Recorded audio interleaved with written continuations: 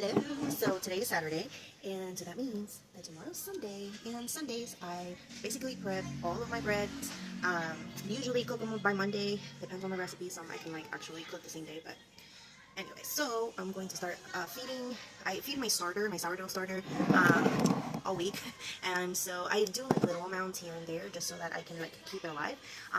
But today I'm going to be transferring it to a bigger jar.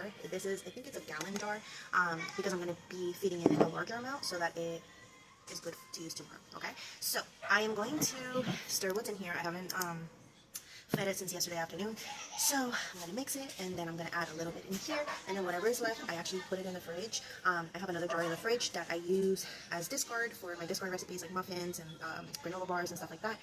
So I use that and I keep it in the fridge, and I will typically feed, I don't know if you really don't have to, but I usually feed the one that's in the fridge about once a week, and it's just to keep it from getting too sour or whatever. I don't know what the logic is behind it, but I just do.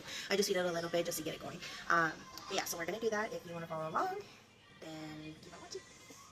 Using this to mix it in the other jar because it's really kind of narrow. It's not a wide mouth or too wide, whatever.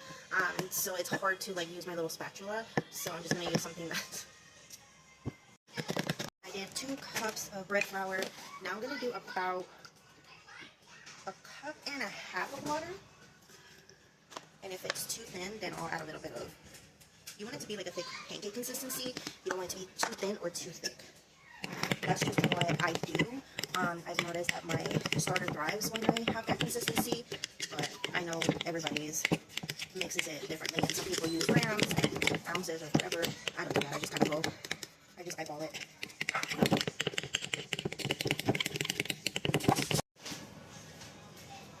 Cover it and just use. That's just to keep it from anything going in there. From my fridge, I have quite a bit. I'm the type of person, I just never want to run out. And this is like my emergency backup. So if by some reason I run out halfway with the one that I keep in my counter, then at least I have something in the fridge that I can just keep outside and just refeed, and just always have some starter. So I'm just gonna put the rest in here. This is just the paper towel if we got stuck. So that's why I'm also moving jars. Alright. So I'm gonna mix it, and then I'm just gonna put it in the fridge, and I'll see you guys tomorrow for some recipes, some sourdough recipes.